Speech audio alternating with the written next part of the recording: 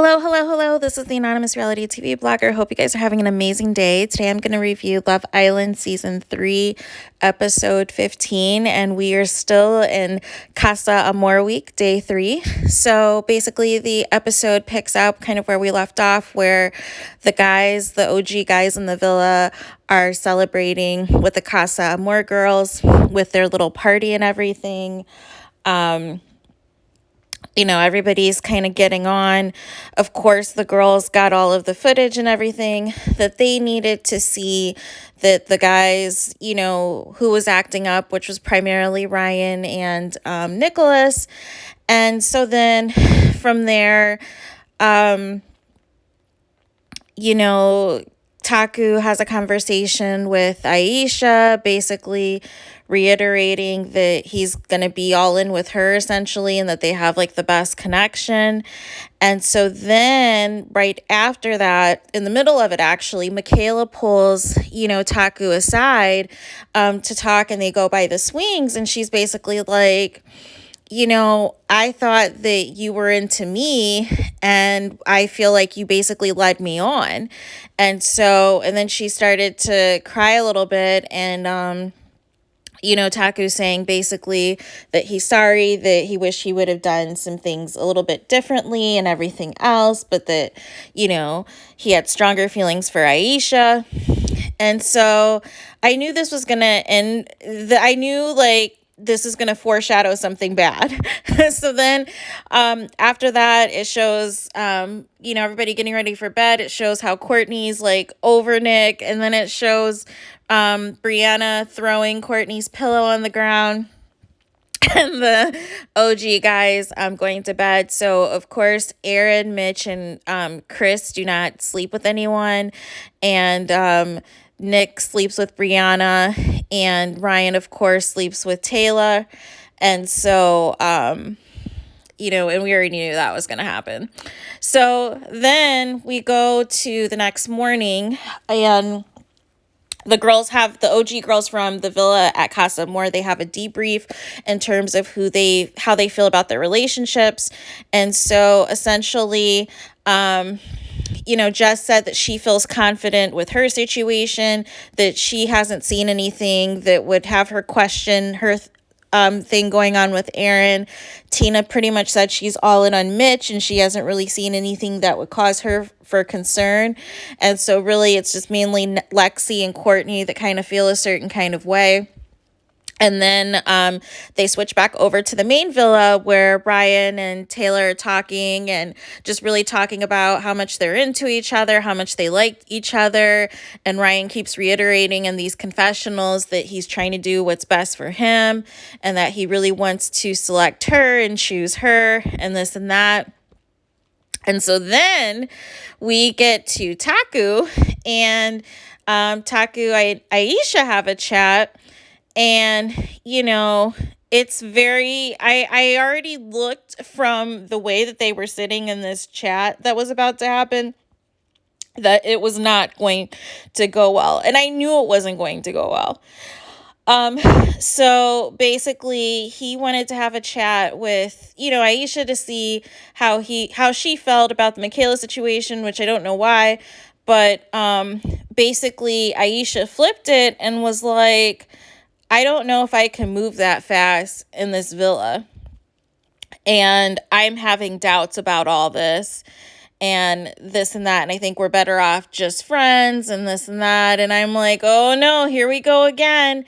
And so there was a part of me that wanted to feel bad for Taku. And honestly, if I felt that everybody was, playing Taku and this and that, I would totally, feel sorry for him.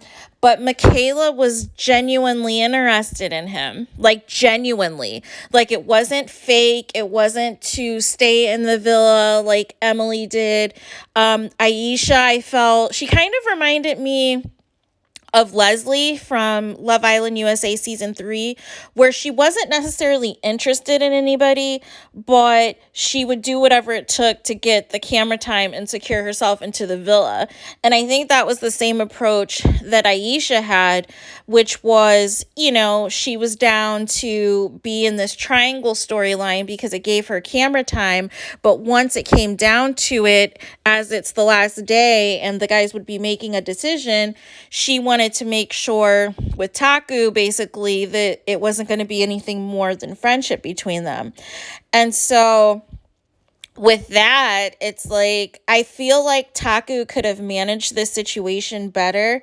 Nobody told him that he had to be all in on somebody like by the end of the first day or by the end of the second day.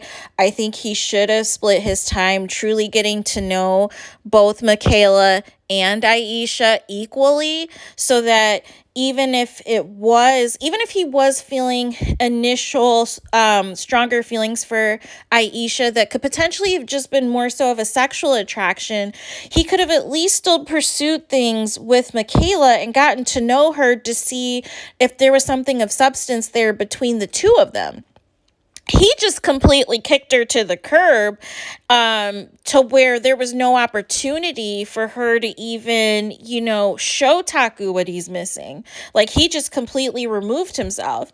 And so then after the conversation that Taku and Aisha have, where she basically friend-zoned him, then Taku's like in this emotional state with the guys, and he's feeling regretful, obviously, for turning down a girl that actually was into him and Michaela, and then going all in with the girl who really wasn't into him, which is with Aisha. And so I saw a lot of comments online where people were saying, BIPOC people shouldn't be getting on these types of shows and this and that. And I agree to an extent. I feel as though at the end of the day, everybody's trying to find love. Everybody's trying to navigate through this reality TV space. But with that being said, I don't see some of the comparisons as valid, because I feel like in the case of Taku, he actually did have a girl that was genuinely interested in him, and he just literally ditched her because he thought that Aisha was something better. But what I don't understand is, for the most part, the women in these villas, they're pretty much into a certain type of guy. And unfortunately, that certain type of guy isn't Taku, but they will use Taku to, get to wherever they need to do to stay in the villa, and then hopefully eventually recouple up with somebody else. And it just sucks because I'm hoping that Taku realizes, what he has with Michaela and selects her. But I also could see a situation where he just chooses to still remain single when it's all said and done, and be hopeful that there's somebody else that comes in. So I don't know. And then the other thing I wanted to say on that, with the comparisons to the US show, is I will say, though, that the people who are faking interest on the US shows, they tend to hide it a lot better. And a lot of them continue to hide it even well after the show is over. Even up to a year, they will fake a relationship, just to get the clout and the social media followers and whatever else they have aspirations for. And so that's at least where you can at least see this season in Australia, that you can kind of just cut through the fakeness immediately. The only one who did a better job of faking it was Ryan. But people should have gotten word from the Ari situation that, he's willing to, pretend for a certain type of person, which was Lexi. But once the real person he wanted came in, which is Taylor, he was really going to show, who he really was. So after that whole ordeal, all the guys basically say goodbye to the Casa Amor girls in the villa. And, Ryan's, of course, hugging Taylor and giving her a kiss. And she's like, I'm hoping you don't change your mind.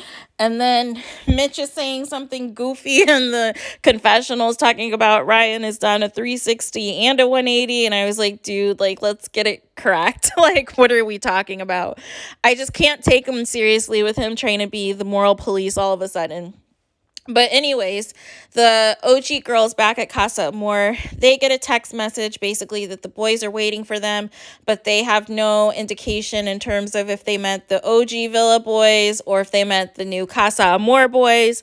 And so basically they get up to go to the villa, and then, they're back at the villa. They're like shouting for the boys. They're like looking for, any evidence of anything. So they're looking in like the guys' closets.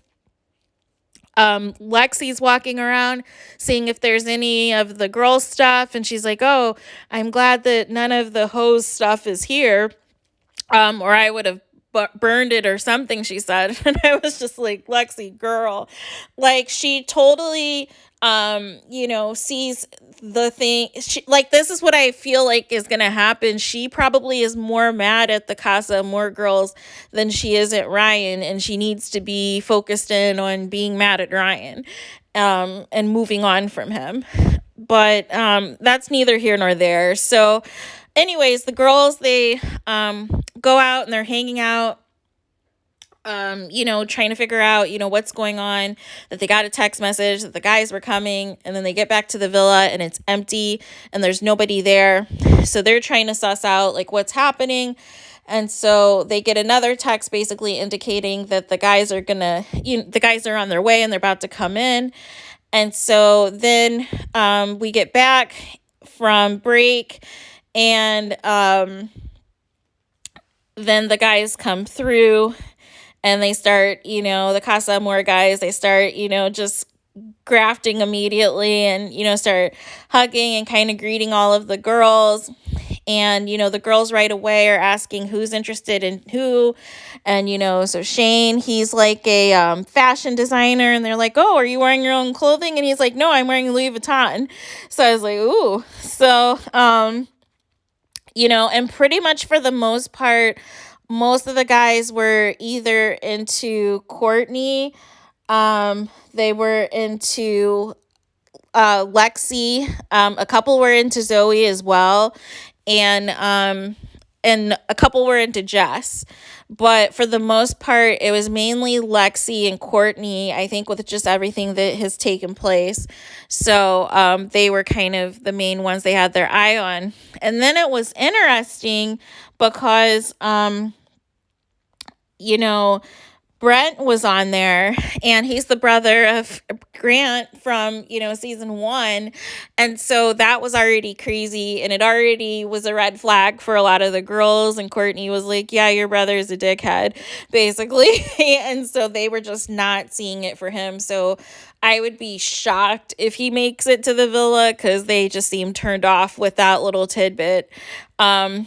So then after they have like this initial meeting with the boys, it kind of circles back to the guys, and they're like freaking out over this Casa Amor villa, where it's just so funny to me because it's like the littlest things these guys get geeked over. But when the girls were at the Casa Amor villa, they were so disappointed with the lack of anemones and everything else. They were looking for, all of the neon light signs and all of, the extra that comes with, being in the villa. And, they were kind of, missing all of the bells and whistles from the original villa. So then the 6 guys, they're sitting over there in Casa Amor trying to figure out like what's going on, what the girls are up to. And so they're like, they're doing what we're doing. They're probably getting some new guys, and we get to sit here basically alone in our thoughts and probably get updates on what they're doing. And then they're like pondering if the girls know what they did or how much do they know what they did and everything else. And so then it circles back to the main villa, where the girls are getting to know the Casa Amor guys. And pretty much it looks like, Ben and Lexi are like really compatible and are a match and are really vibing well with each other. However, Lexi keeps reiterating that she can't move on that fast in this type of environment, and that she's still all about Ryan, and she's just struggling. And so then after that, the other girls, they're like randomly talking to some of the guys and asking about their tattoos. But honestly, like Tina, Jess, and Zoe just look completely bored, and like truly miss their guys. So they're just like trying to at least make conversation, but you could just tell they're just like ready to see Mitch, Chris, and Aaron like ASAP, because these are like all the baby versions of them. So it's so hilarious to me. And so then after all of that, so we come back, and essentially they cut back to the OG villa, and Nicholas and Mitch are having a talk, and Nicholas, for some reason, now that he's had some downtime to kind of process everything, now he's saying that he feels a way if he ends up seeing Courtney kiss other guys, and that he had a moment where he was just wondering if he dug himself a grave, because he opened up his phone and looked at old pictures of him and Courtney, and he's like, did I just like really screw this up? And it's like, yeah, you did. So he's just wondering, he doesn't want to see like whatever is happening over with the Casa Amor guys, but at the same token realizes that, he was also doing him as well. And then it shows like Courtney and Shane having a chat, and Courtney is just loving this attention, and she keeps calling it Courtney Island and everything else, and that she doesn't want it to end, and that she doesn't need to see the other guys again, and she's just like in total heaven. So then we circle back over to the Casa Amor villa with the OG guys, and Aaron comes in, and it's so funny, it's so interesting with the editing, because it's Jess that comes in with the Love Island Times, and now it's Aaron that's coming in with the Love Island Times. Like, they can't be more obvious of who they want to be in the finals. It is so funny to me. So they bring over this Love Island Times, and all the guys are kind of looking like, what is this? And, they see that it's a picture, obviously, of the guys that are currently at the villa with their girls. They're reading, all of the bios and all of the quotes and everything else. And then it was funny, because then they were calling one of the guys the Costco version of Aaron. And I just thought it was so hilarious. And so it just then kind of had them pondering further, and they were really kind of just, getting some jokes in. And they were like, well, we're the studs and they're the duds, and that sort of thing, and just kind of cracking jokes. And then basically at the end of it, once they finished reading all the bios of the guys that would be over there, then Mitch kind of took it and it was like, well, we don't need this. And then he said basically and threw it away. And he was like in the confessional, yeah, we don't need to get spam while we're here. And I was like, whatever, dude. And so, and then he said basically he felt confident that like nothing was happening with, his girl Tina and some of the other guys. And so then we go back over to the villa with the girls, and it's now nighttime. Everybody's like dressed up for the evening. And so they get a text message basically that they have their own challenge, and they basically have to do what the challenges say. And it's funny because you could tell what production was doing. Like, it was so obvious, because it ended up being Courtney and Lexi that got the most dares to do, or the Casa Amor guys got the dares basically to kiss them. So they were like, well, who kissed the girl who has on black, and Courtney was the only female Islander who obviously had on black, and it was just funny. And then they would ask Leslie, okay, kiss the person who made the best impression of you. So obviously she's like all in on Brent, and so then Brent kind of made an error. Like the first time he got this text that said kiss, the 3 body parts that are most attractive on Lexi, and he kisses like her arm and her shoulder and like her leg. And so she's like all like weirded out or whatever, and wanted to know why he didn't kiss her on the lips or something like that. And so then Courtney was getting after it. She was making out with Shane. She was making out with Noah. Like, she was just really like into it. And so then Grant's brother, he had got a text, kiss the girl who's born in December. And so him and Zoe are sitting next to each other, and basically she just gives him a kiss on the cheek, and she's like, and so then Zoe says in her confessional, she's like, listen, I know I'm being a prude right now, but I miss Chris. I miss, she misses her man, and she does not want any parts of any of these guys. So she's like, I feel like she is getting, for those that watched Love Island season 7 this past season, I feel like she is getting a Millie edit. I feel like the producers love her. Like, I think they love Jess and Aaron, but I think we're gonna get a winner edit coming for Zoe. I am like 99.9% sure of it, because she is getting like a really good, edit, and then just really the connection that her and Chris have are truly blossoming, even though Chris moved on like ASAP, but her and Chris seem to be a better fit for each other. So it's really nice to see their connection grow. And then it also had a dare for Jess to kiss somebody as well. And so it was funny because Shane was into Jess. That was one of his picks. And so then she literally grabs his face and turns it to the side to kiss him on the cheek. But he just felt like, this was like the ultimate rejection, because he was like totally into her. And then Tina had a dare to do a lap dance, and to give like any Islander of her choice a lap dance. So since it said any Islander of her choice, she pulled a Trina from Love Island season 3, where she just went to go give Lexi a lap dance. So, and basically said that she was all in on Mitch.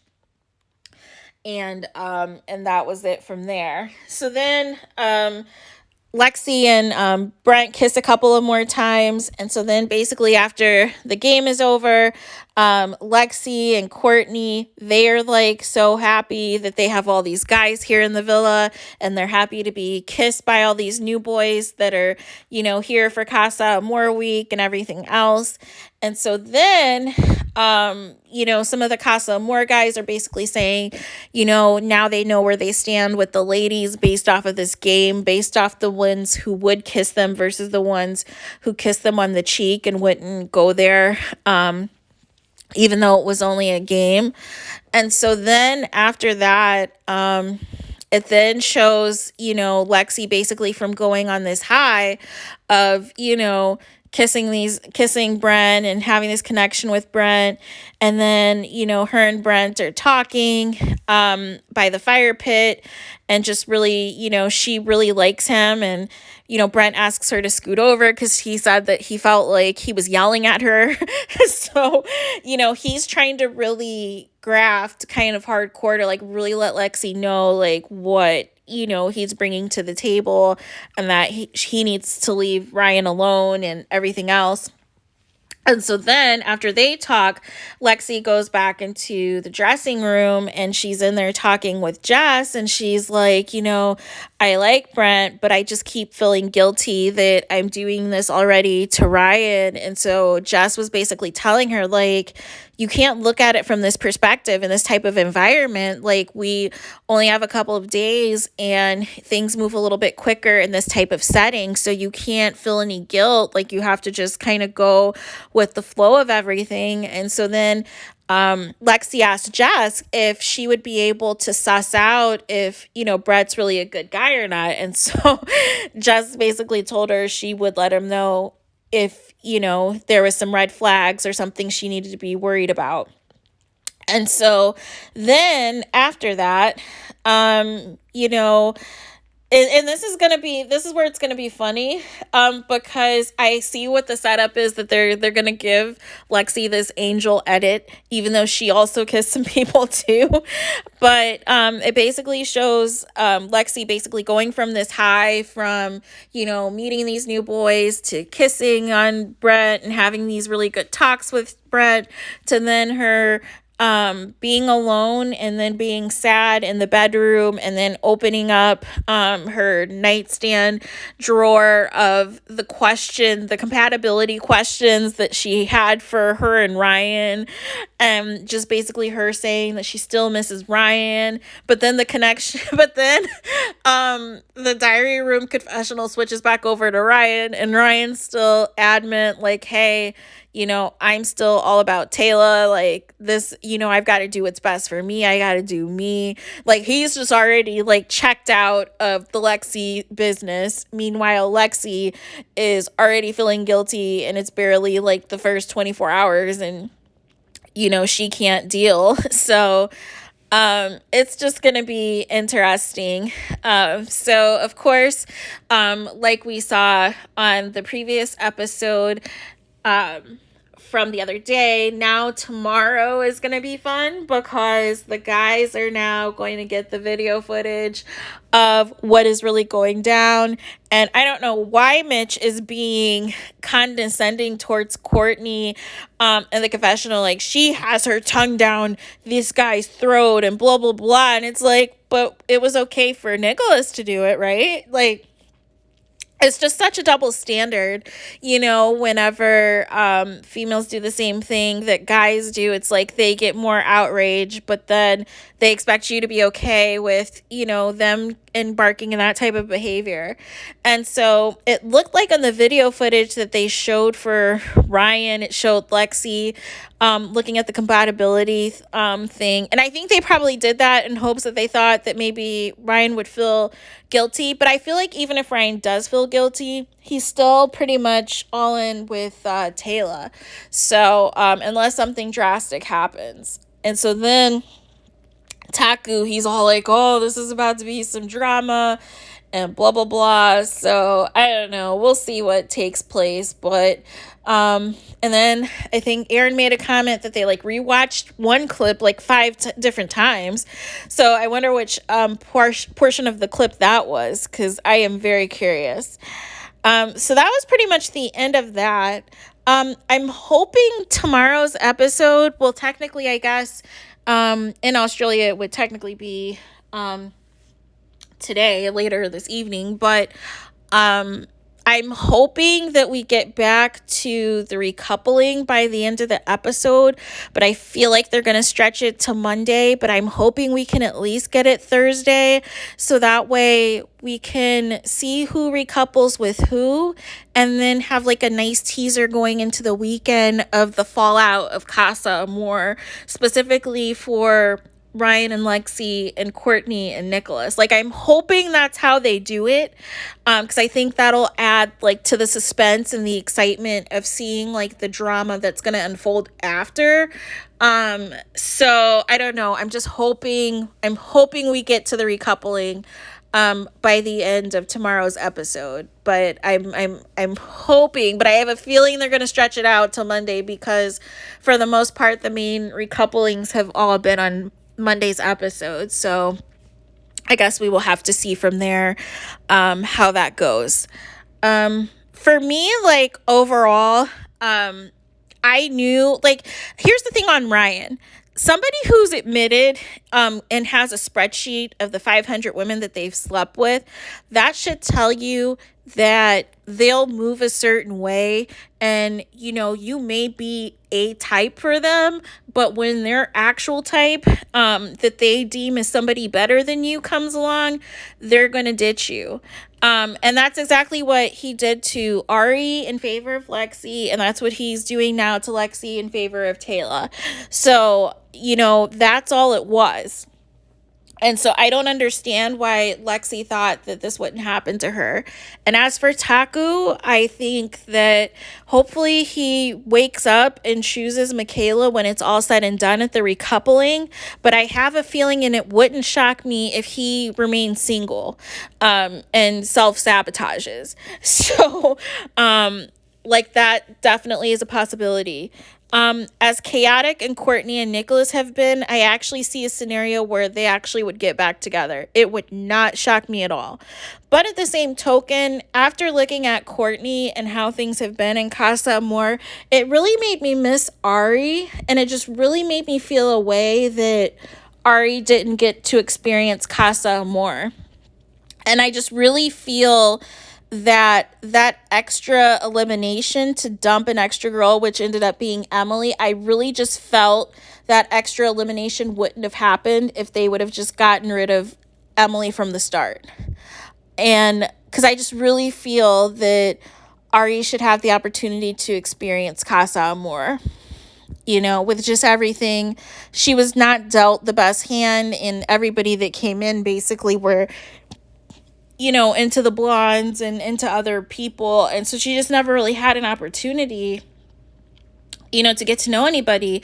And I respect the fact that she didn't even go in to lead Taku on or anything.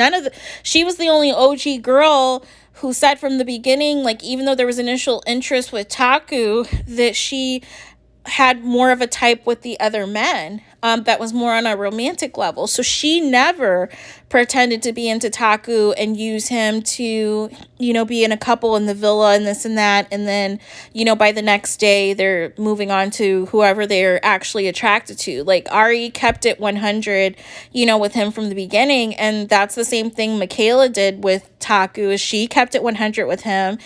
She wasn't even grafting with any of the other guys. She was all in with Taku. So I just don't know ultimately what is going to come of that, but it did make me miss Ari, and it really made me wish that Ari was a part of the Casa Amor experience. So that's all I have. Please let me know your thoughts, and don't forget to comment and subscribe, and I will be back and talk to you guys again soon.